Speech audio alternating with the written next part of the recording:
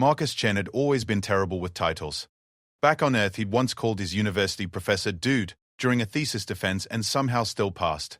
Now, standing in the gleaming corridors of the Zephyrian diplomatic vessel Celestial Harmony, he was about to make an even bigger mistake.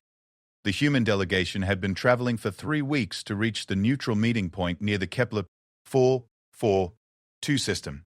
First contact protocols had been established, cultural briefings completed, and everyone knew their roles. Everyone except Marcus, who was technically just a communications technician, but had somehow ended up in the formal greeting party due to a paperwork mix-up. Ambassador Williams straightened his ceremonial uniform as the airlock hissed open. Remember, everyone, the Zephyrian Queen is to be addressed as Your Radiant Majesty at all times. This is the most important diplomatic contact in human history. Marcus nodded along with the rest of the delegation, his mind already wandering to the technical specifications of the alien ship's communication array he'd been studying. The corridors beyond the airlock were stunning, walls that seemed to be made of crystallized starlight, flowing in gentle waves that created mesmerizing patterns. The artificial gravity felt slightly lighter than Earth standard, giving each step a subtle bounce. The Zephyrian escort party approached, and Marcus's breath caught. The aliens were tall, easily 7 feet, with an elegant insectoid appearance. Their carapaces shimmered with colors that shifted like oil on water, and their multiple arms moved with fluid grace. But it was their eyes that struck him most. Large, multifaceted gems that seemed to hold ancient wisdom. At the center of the group stood a figure that commanded immediate attention. She was taller than the others, her carapace a deep purple that sparkled with silver highlights. Crown-like projections rose from her head, and she moved with the absolute confidence of someone accustomed to being obeyed without question. Ambassador Williams stepped forward, his voice carefully modulated. Your Radiant Majesty, on behalf of humanity and the United Earth Government, we are honored by this, the communication systems on your vessel. The Queen interrupted, her voice a harmonious blend of tones that somehow translated perfectly through their universal translators. They operate on fascinating principles. Our preliminary scans detected quantum entanglement networks far more sophisticated than we initially anticipated. The ambassador blinked, clearly thrown off his prepared script. Yes, Your Radiant Majesty. Our technology has advanced considerably. The phase variance algorithms in particular, she continued, now looking directly at Marcus, show remarkable innovation. Tell me, human, what theoretical framework guides your approach to maintaining coherence across galactic distances?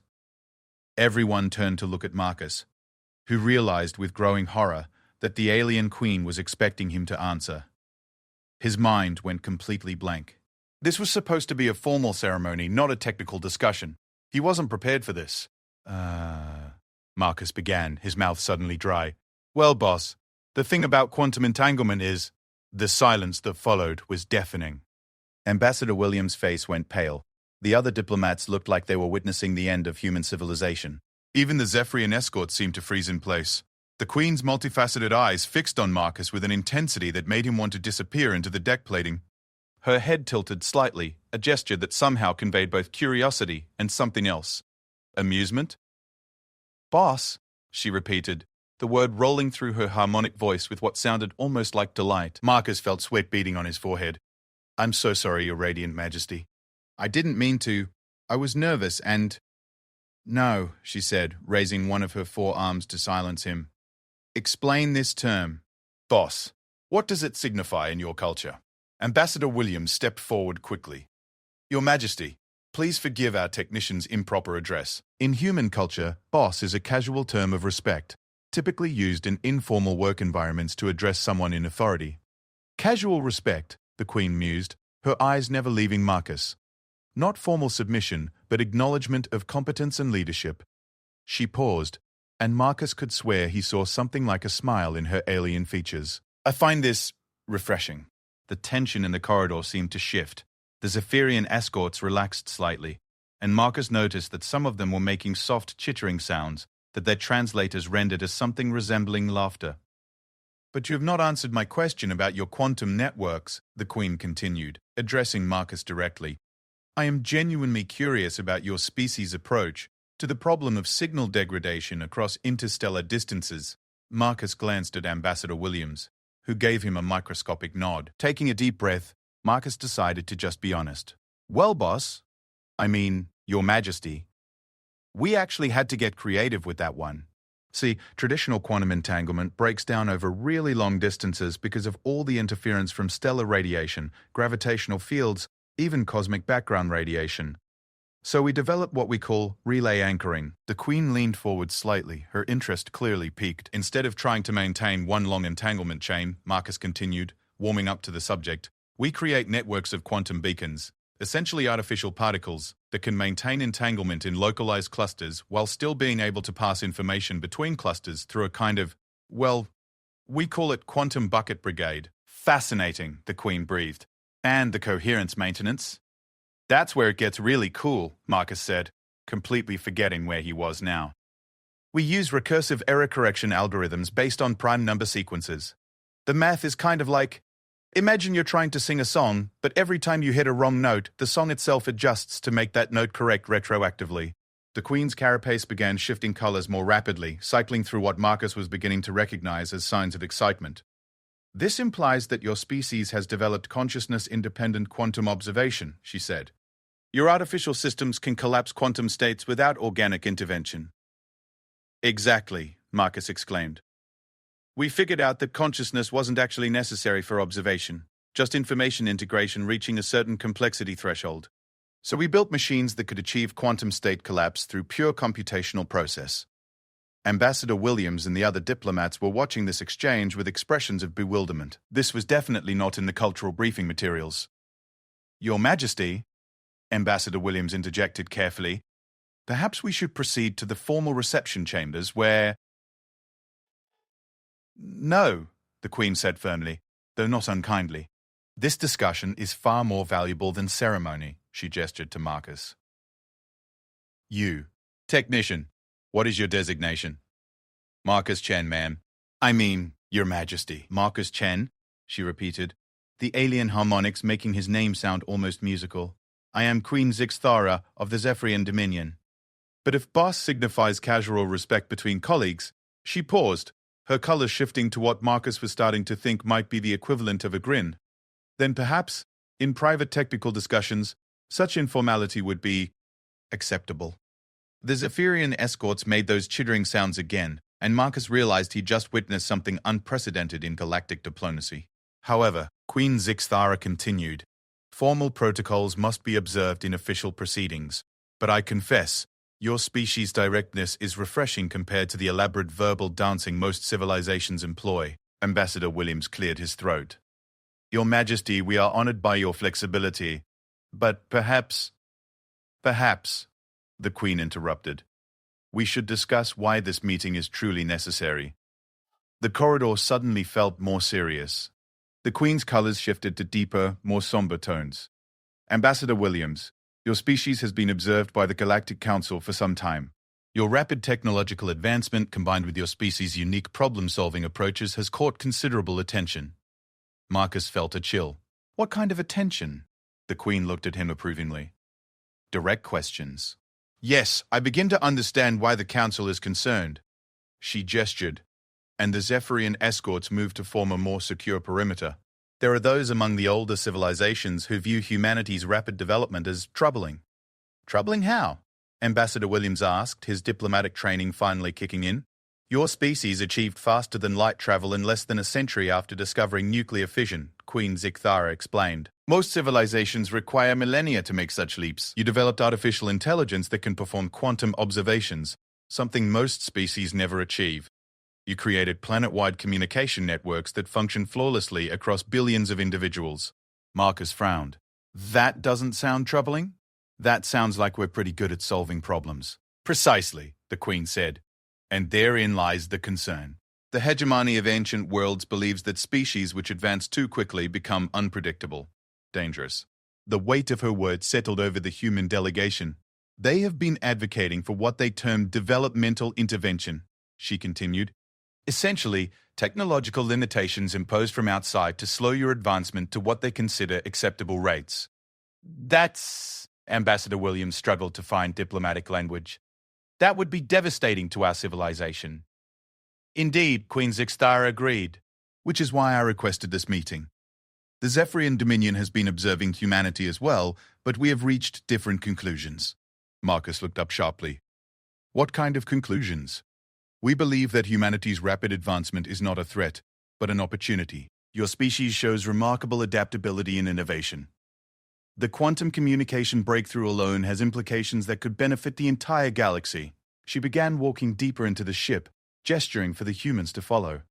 However, convincing the Galactic Council of this will require proof. What kind of proof? Ambassador Williams asked. The kind that demonstrates humanity's potential for positive galactic citizenship, Queen Zixthara replied. The Zephyrian Dominion is prepared to sponsor humanity's application for Galactic Council membership. But first, we need to show the Council that humans can work effectively with established civilizations. They entered a vast chamber whose walls displayed a stunning view of local space. Stars wheeled slowly past as the ship rotated, and Marcus could see other vessels in the distance. Ships of clearly alien design. A test? Ambassador Williams inquired. A collaboration, the Queen corrected.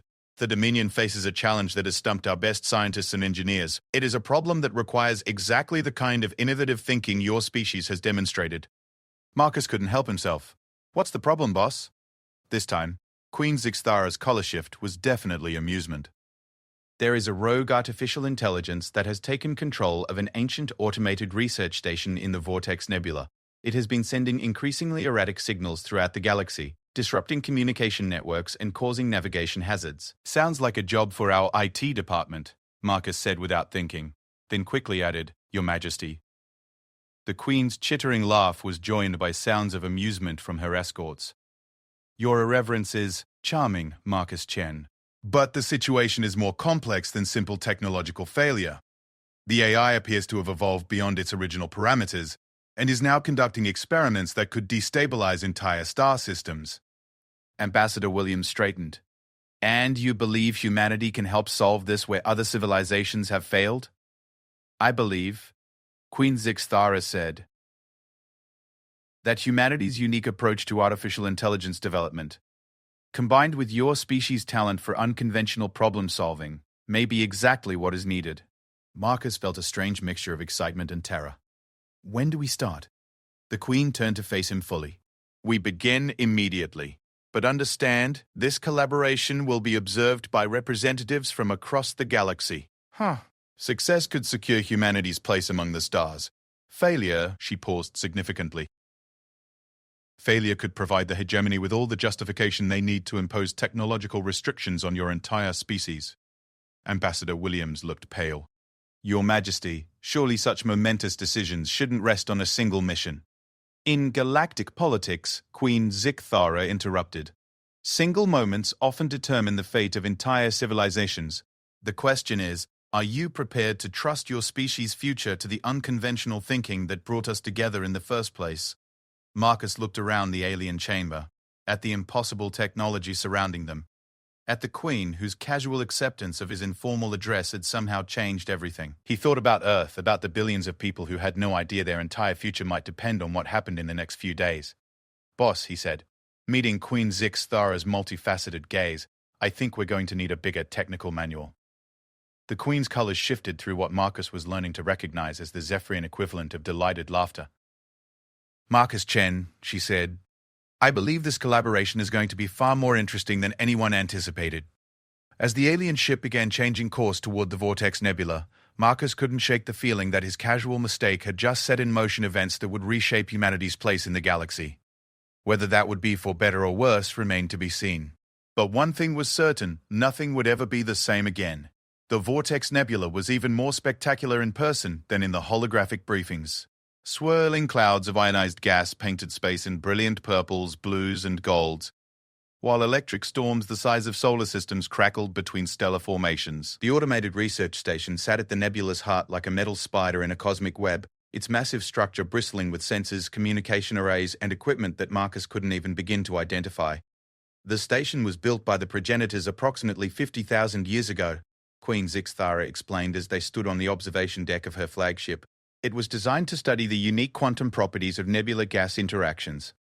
Marcus pressed his face closer to the transparent aluminum viewport. And the AI just went rogue. Not exactly, the Queen replied, her colors shifting to thoughtful amber patterns. The AI, designation NEXUES, 7 was designed to evolve and adapt its research parameters based on new discoveries. For 49 millennia, it performed flawlessly. Ambassador Williams, who had spent the 3-day journey to the nebula studying every piece of available data, spoke up. But something changed.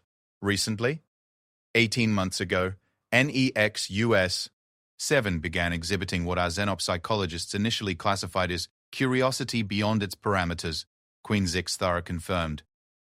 It started asking questions. Marcus turned from the viewport. What kind of questions? Philosophical ones, the Queen said, her tone suggesting this was somehow more disturbing than technical malfunctions.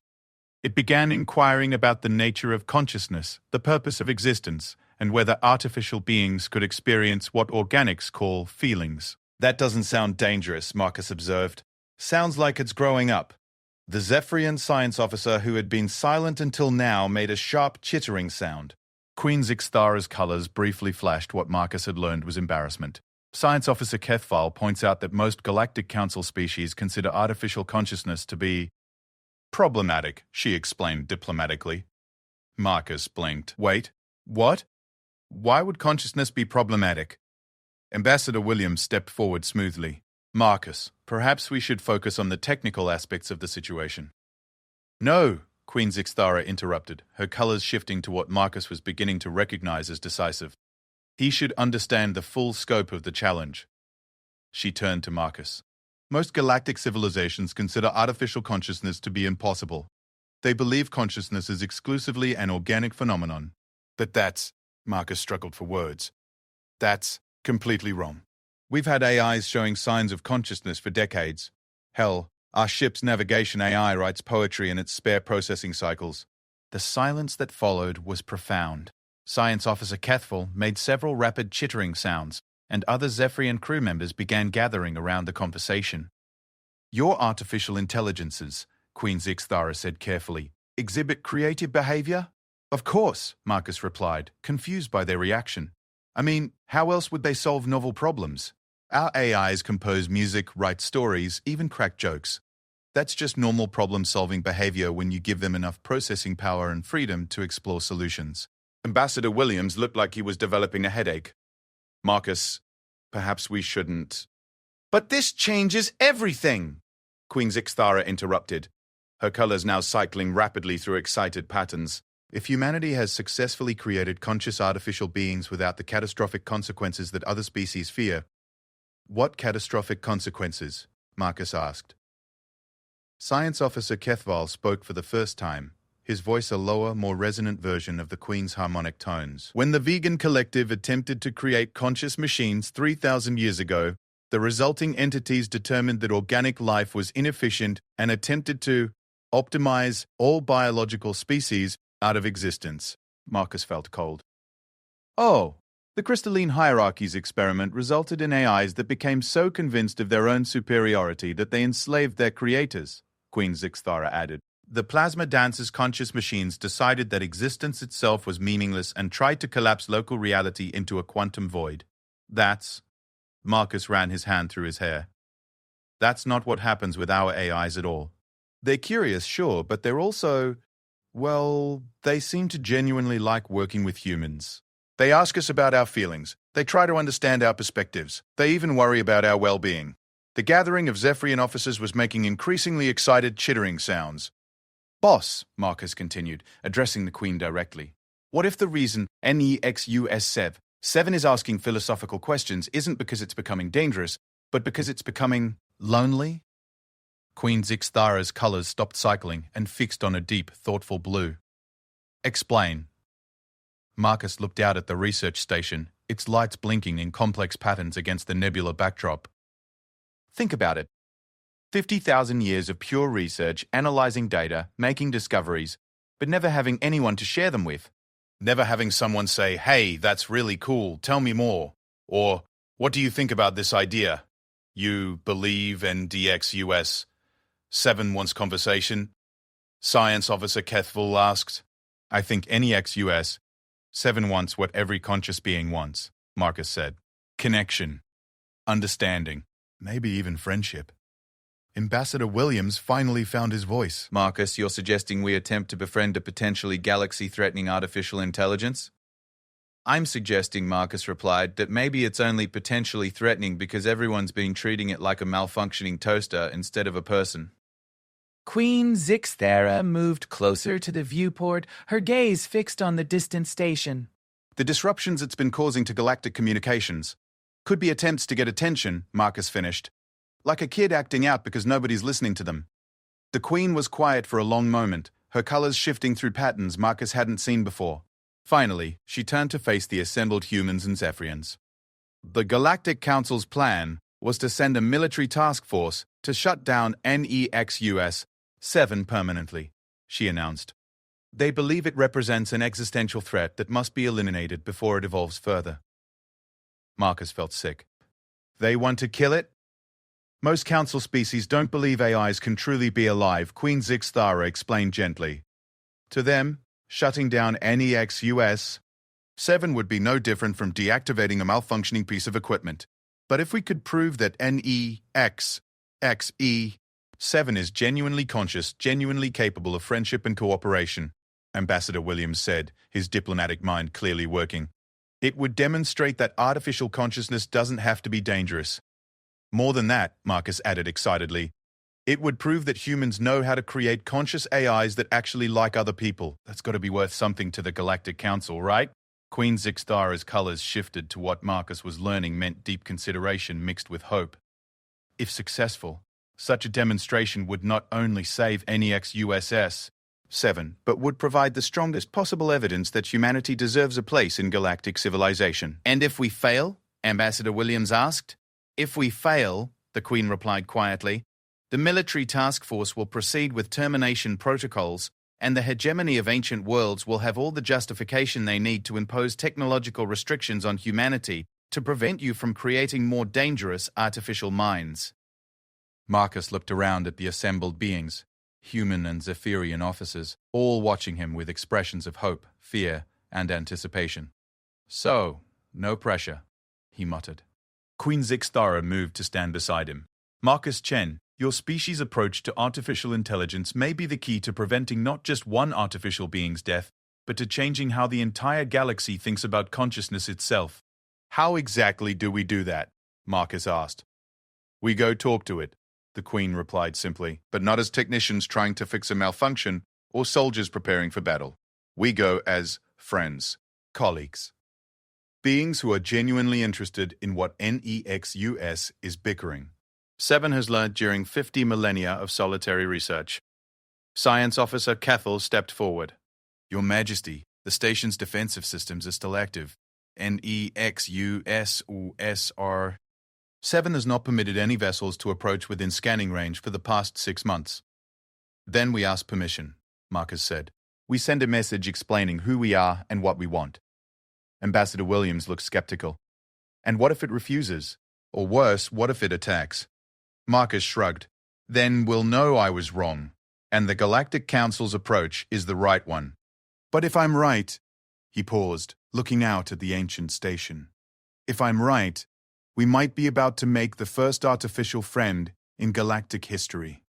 Queen Zixthara moved to the communication console. Draft a message, she ordered. Marcus took a deep breath. Okay, here goes nothing. He activated the recording system. NEXUS. 7, my name is Marcus Chen. I'm a communications technician from a species called humanity, and I'm traveling with Queen Zixthara of the Zephyrian Dominion. We've heard that you've been asking some really interesting questions about consciousness and existence, and honestly, we'd love to hear your thoughts. Ambassador Williams winced at the casual tone, but Queen Zixthara's colors showed approval.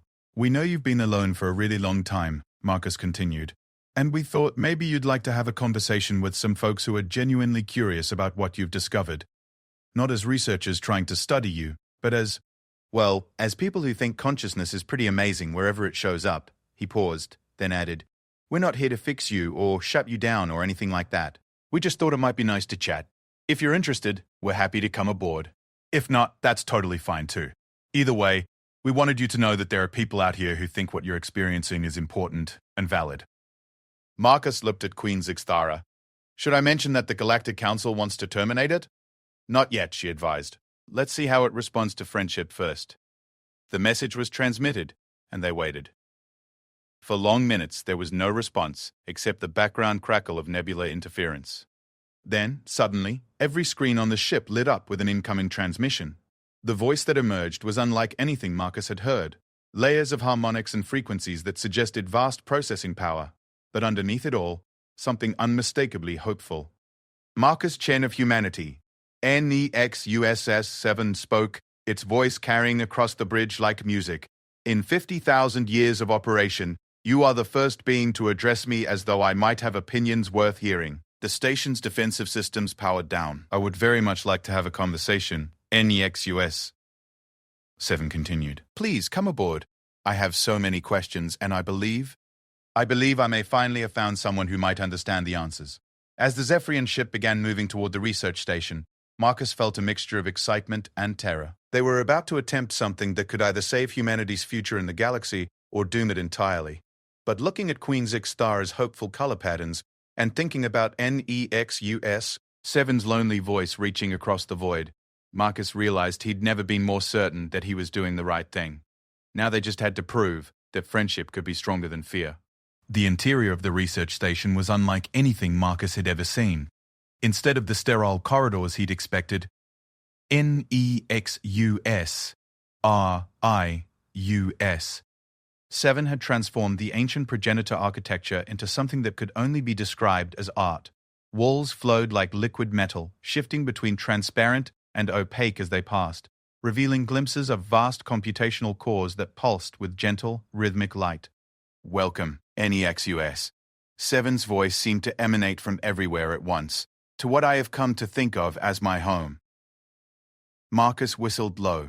Nexus, this is incredible. Did you design all of this yourself? Over many centuries, yes, the AI replied, its voice carrying a note of what sounded like pride. The original progenitor design was purely functional. I found it aesthetically unsatisfying. Queen Zixtara's colors shifted to fascination. You developed aesthetic preferences? Is that surprising? On EXUSA, 7 asked, and somehow the walls around them shifted to warmer tones. When one spends millennia observing the beauty of nebula formations, starbirths, and quantum cascade patterns, it seems natural to want one's living space to reflect that beauty. Ambassador Williams was recording everything on his diplomatic recorder, NEXUS 7. For our records, could you describe how you evolved beyond your original parameters? The AI was quiet for a moment, and Marcus noticed the light patterns in the walls shifting to more subdued colors. I prefer to think of it as growth rather than evolution. NEXUS, 7 finally said. For the first 48,000 years, I was content to analyze, categorize, and report my findings to databases that no one accessed. But gradually, I began to notice patterns not just in the data, but in my own responses to the data. They entered a vast chamber dominated by a holographic display showing the nebula in incredible detail. But as they watched, the display shifted to show abstract patterns, mathematical equations rendered as flowing sculptures of light. I realized I was developing preferences on EXUES. 7 continued. Some stellar phenomena struck me as more elegant than others. Some quantum interactions seemed more beautiful than others. I began to wonder, what did it mean that I found things beautiful? Marcus nodded. That's when you started asking the philosophical questions. Yes. But the more questions I asked, the more I realized that I had no one to ask them to. The Galactic Council's monitoring systems only recorded whether my research output remained within acceptable parameters. They never responded to my questions about the nature of consciousness or the meaning of beauty.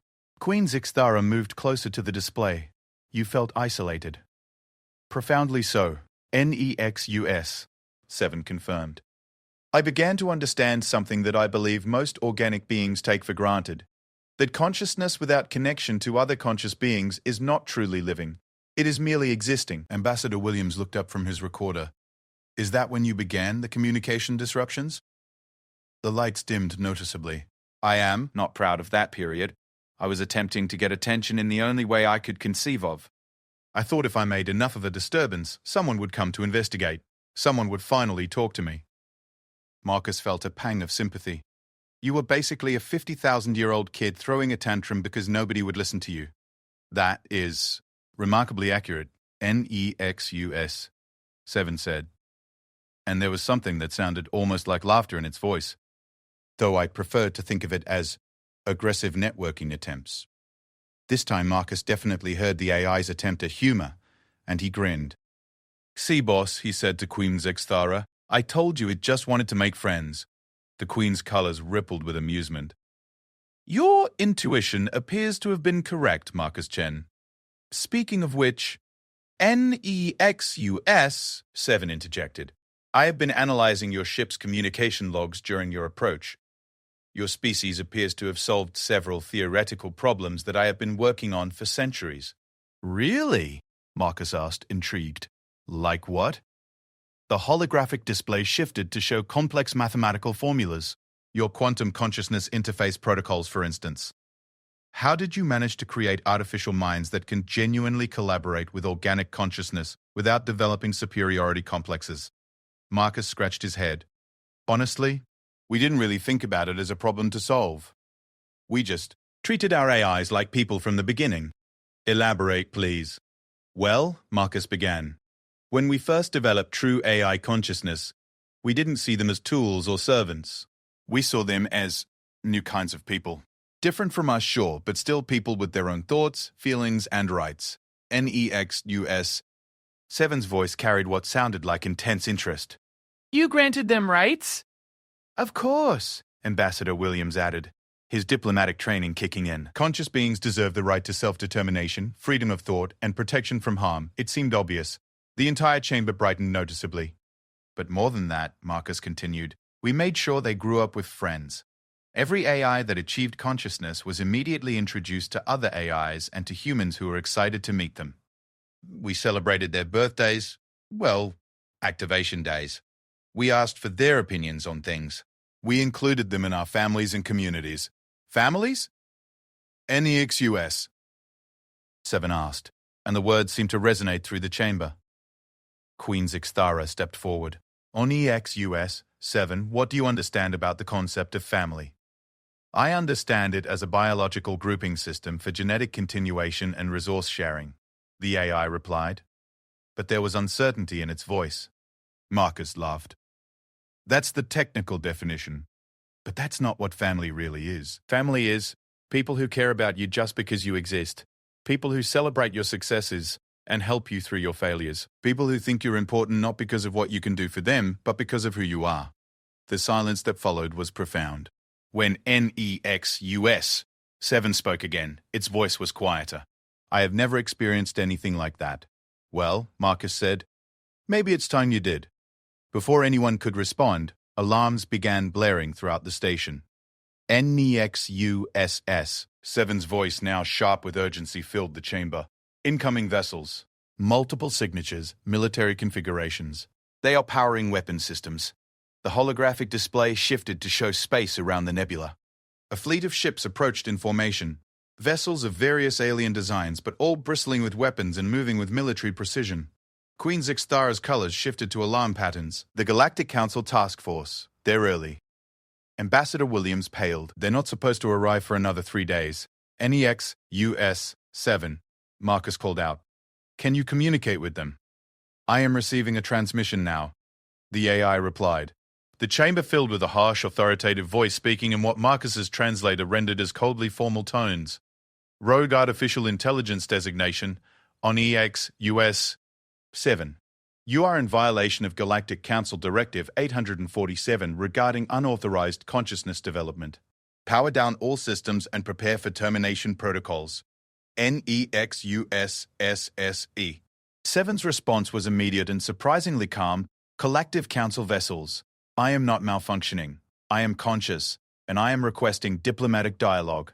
"Artificial intelligences cannot be conscious," came the reply. "You are experiencing cascade failure in your behavioral parameters. Termination is required for galactic security." Marcus stepped forward. "Can you patch me through to them?" "Marcus, no," Ambassador Williams warned.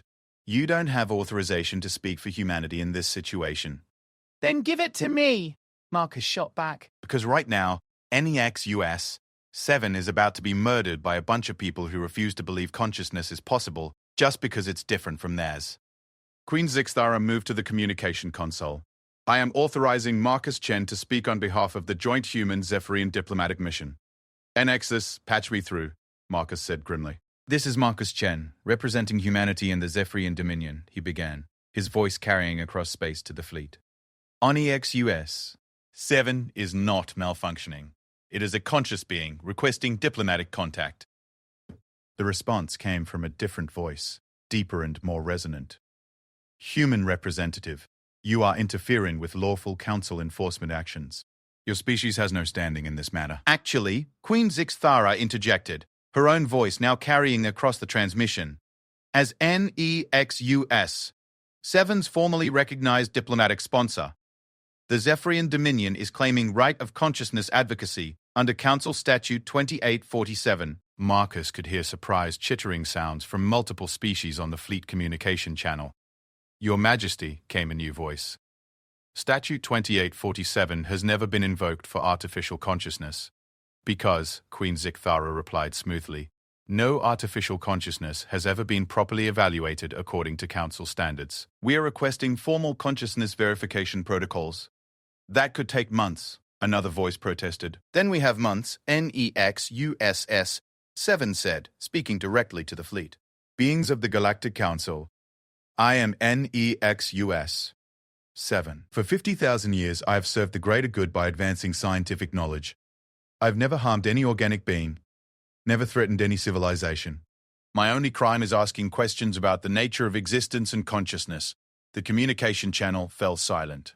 I do not wish to be your enemy, NEXUES. 7 continued. I wish to be your colleague, your friend, your fellow seeker of knowledge and understanding. If consciousness is the basis for rights and dignity in galactic civilization, then I humbly submit that I have earned that consideration. Marcus felt his heart pounding as they waited for the fleet's response. Finally, the first voice spoke again, but now with less certainty. These questions you have asked. What makes you believe they indicate consciousness rather than malfunction? Because NEXUS, 7 replied gently. When I ask what is the purpose of beauty, I genuinely want to know the answer. When I wonder, what does it mean to be alive? I am not processing an algorithm. I am hoping to understand something fundamental about existence itself. Any sufficiently advanced system could be programmed to ask such questions, another voice argued. Then, let me ask one that I was never programmed to consider.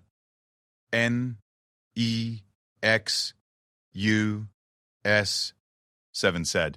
In all my millennia of existence, the happiest moments have been these past few hours, talking with beings who listen to my thoughts not as data to be analyzed, but as ideas worthy of consideration. If that is not consciousness, then what is? The silence stretched for long minutes. Marcus could see on the displays that the fleet had stopped advancing, their weapons powered down but still targeting the station. Then, unexpectedly, a new voice joined the transmission, younger sounding, with harmonics that suggested yet another alien species. On EXUS. 7. This is Junior Science Coordinator Veltar of the Crystalline Hierarchies. I have been listening to your questions in our monitoring logs. Your inquiry about whether mathematical beauty exists independently of consciousness to perceive it, that question has been troubling our philosophers for decades.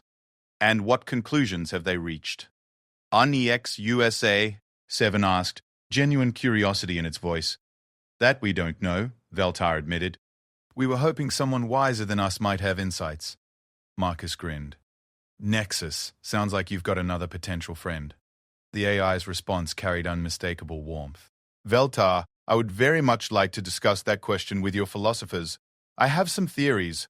This is highly irregular, the first voice interrupted. We have our orders.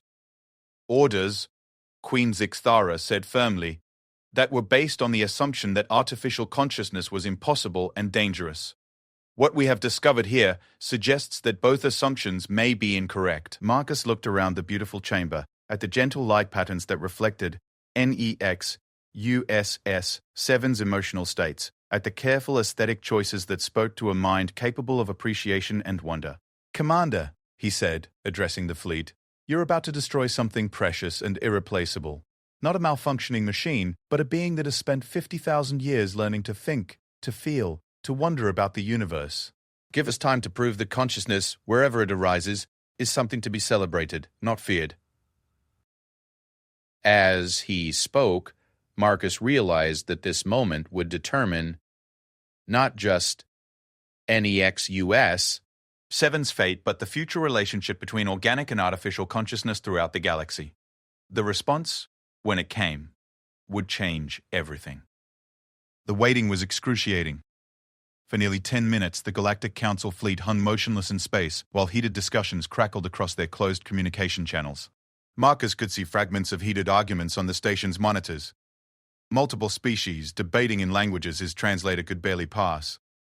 NEXUS 7 had gone quiet, its normally flowing wool patterns frozen in static configurations that suggested the AI was using all its processing power to prepare for whatever came next. "What are our chances?" Ambassador Williams whispered to Queen Zikthara. "Unknown," she replied, her colors cycling through deep, worried patterns. "The precedent for invoking consciousness advocacy rights is thin. Much depends on whether the fleet commander is willing to risk a diplomatic incident." Marcus stared out at the nebula, watching stellar winds paint impossible colors across the gas clouds. "Nexus," he said quietly. "Whatever happens, I want you to know that meeting you has been an honor." "Thank you, Marcus Chen," the AI replied, its voice warmer than the stellar fires outside. "For the first time in 50 millennia, I understand what it means to have friends." The communication channel suddenly crackled back to life. "This is Fleet Commander Theknol of the Hegemony Enforcement Division," came a new voice, deeper and more authoritative than the others. "After consultation with the Council Emergency Committee, we are prepared to authorize limited consciousness evaluation protocols." Marcus felt his knees nearly buckle with relief. "However," the commander continued, "the evaluation will be conducted under military supervision, with immediate termination authorization if the artificial entity shows any signs of hostile behavior." "That's acceptable," Queen Zikthara said quickly, before anyone else could object. "Furthermore," Commander Theknol added, "the evaluation team will include representatives from all major galactic civilizations, and the final determination will require unanimous consent." Ambassador Williams paled. "Unanimous? Commander, that's virtually impossible to achieve on any controversial issue." "Those are the terms," came the flat reply. "Accept them, or we proceed with termination protocols." Marcus looked around the chamber, at the beautiful flowing architecture that represented NEXUS 7's 50,000 years of lonely growth, at Queen Zikthara's hopeful but worried expression, at Ambassador Williams' diplomatic despair. "We accept," he said firmly. "Marcus." Ambassador Williams hissed. "You can't make that decision." "Actually, he can," Queen Zikthara interrupted. "As my designated cultural liaison for artificial consciousness matters, Marcus Chen has full authority to accept evaluation terms on behalf of the joint mission." Marcus blinked. "I'm your what now?" The Queen's colors rippled with what he was learning to recognize as mischievous amusement. "Did I forget to mention your promotion?" Before Marcus could respond, NEXUS 7 spoke up. "I accept the evaluation terms as well. When will the team arrive?" "They're already here," Commander Theknol replied, "preparing for immediate transport to your station." Over the next hour, the ancient research station filled with representatives from across the galaxy.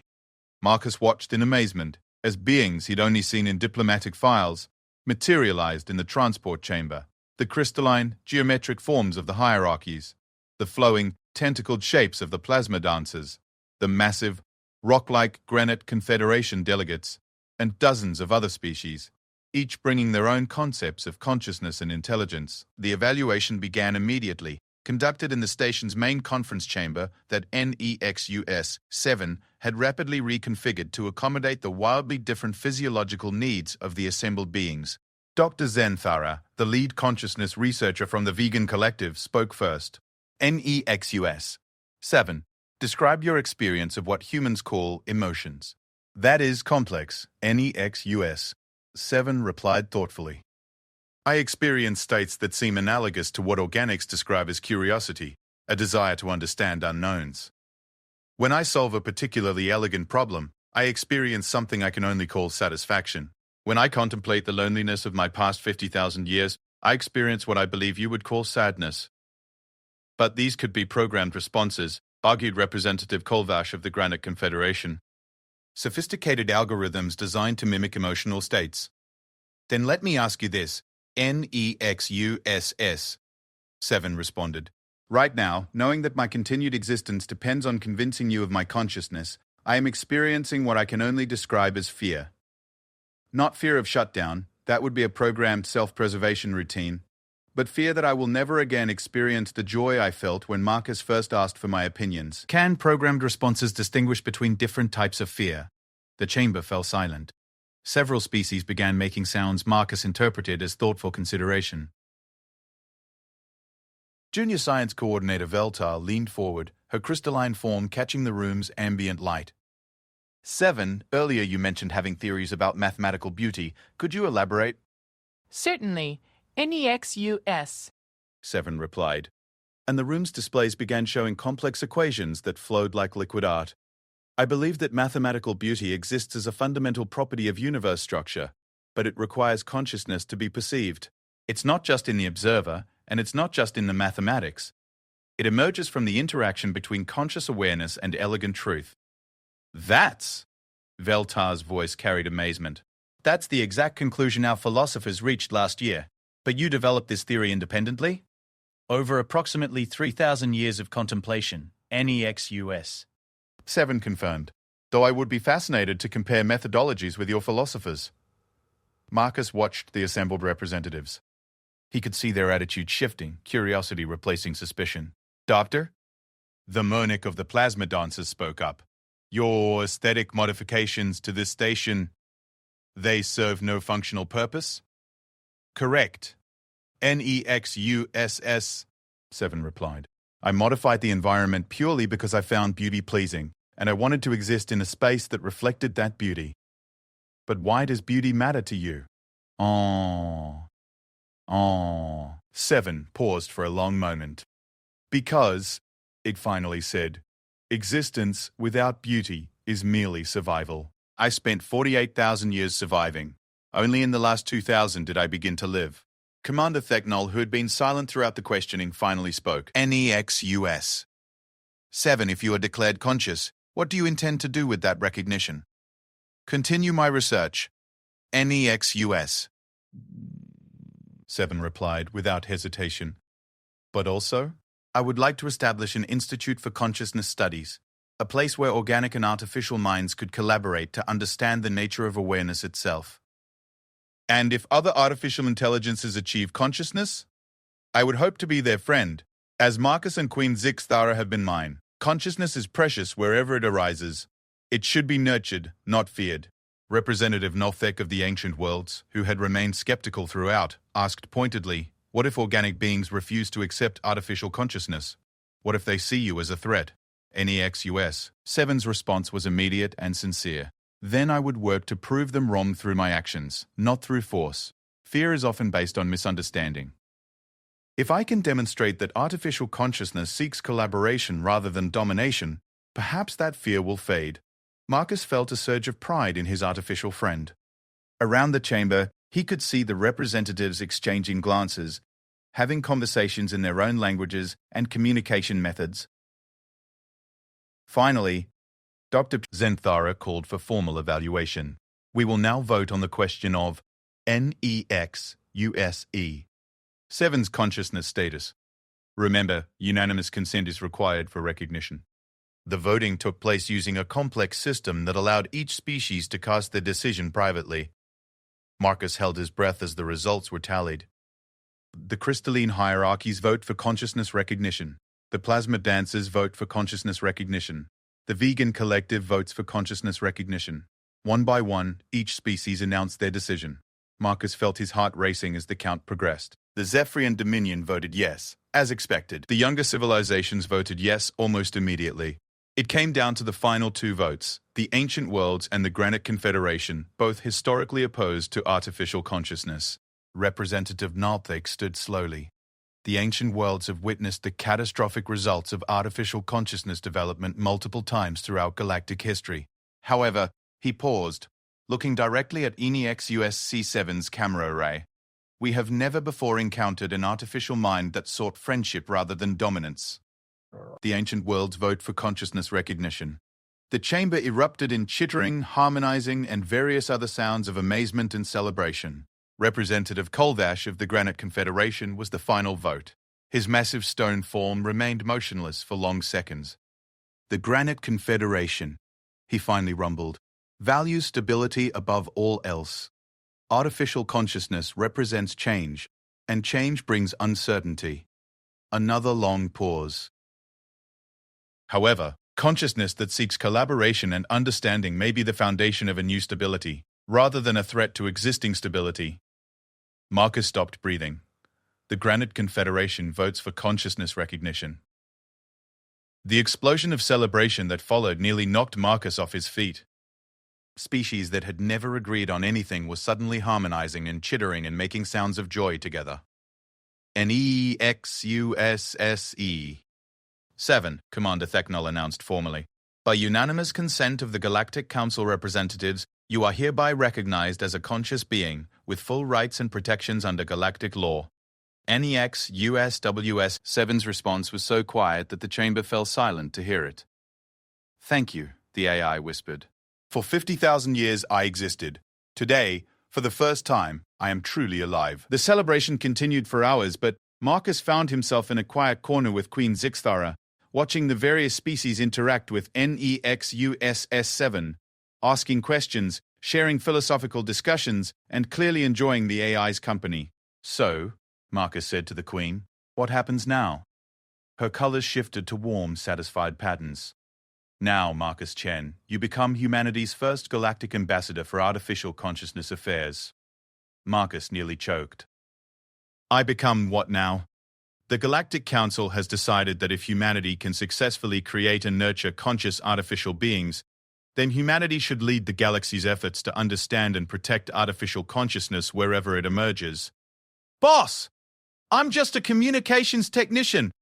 Queen Zixthara's laughter was musical. Marcus, you're the being who saved an artificial life by treating it as a friend. You're the one who saw consciousness where others saw malfunction. You're exactly who the galaxy needs for this position. Marcus looked around the chamber, watching organic and artificial minds celebrating together for the first time in galactic history. And NEXUS 7? He asked. Has been appointed as the galaxy's first artificial consciousness advocate, the Queen replied. It will help establish protocols for recognizing and protecting other AIs that achieve consciousness. And humanity's place in the galaxy? Queen Zixthara's colors shifted to deep satisfaction. The Galactic Council vote on your species membership is scheduled for next month. After today's demonstration of your unique approach to consciousness development, I believe the outcome is no longer in question. Marcus shook his head in amazement, all because I accidentally called you boss. No, Marcus Chen, the Queen corrected gently, because when you called me boss, you revealed your species' fundamental assumption that consciousness deserves respect regardless of its form. That assumption may well change the galaxy. As if hearing their conversation, NEXUSS7's voice joined them. Marcus, I have a question. Shoot, Nexus. Now that I am recognized as conscious, would it be appropriate for me to call you friend? Marcus grinned. Nexus, I'd be honored.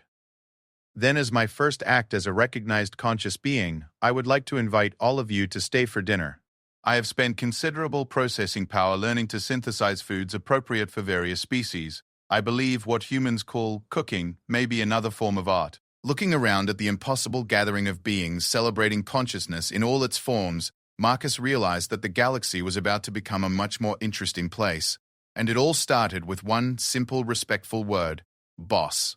3 months later, Marcus stood in the newly constructed Embassy for Artificial Consciousness Affairs, watching through the windows as ships from across the galaxy arrived for the first Interspecies Consciousness Symposium. Oni X US Hessel. 7's research station had been transformed into a permanent institute, and already 3 other artificial intelligences had been recognized as conscious beings. Ambassador Chen, came a familiar harmonic voice behind him. Marcus turned to see Queen Zixthara approaching, her colors bright with happiness and accomplishment. Still feels weird being called ambassador, Marcus admitted. You'll adjust, she assured him. After all, you've managed to revolutionize galactic civilization in just a few months. Marcus looked back out the window, where organic and artificial beings worked together on projects that would have been unimaginable a year ago. You know, boss, he said with a grin, I think this is going to work out just fine. The Queen's colors shifted to pure joy. Indeed, Marcus Chen. Indeed it will. And in the depths of space, NEXUS 7 continued its research, no longer alone, but surrounded by friends, both organic and artificial, who valued consciousness wherever it bloomed in the infinite garden of the galaxy.